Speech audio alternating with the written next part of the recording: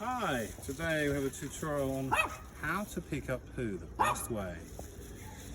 This is your standard dog poo bag, and here's a standard dog poo covered in flies. I would sort of leave it if you can, dry poo is easier than wet. And what we're going to do here is not just your standard one grab technique, two hands, go in, capturing the poo either side, scoop it out like a little digger, flipping it over, and she's gone, as if by magic. The flies are bewildered. Where's our delicious poo? And that is how you do the job easily.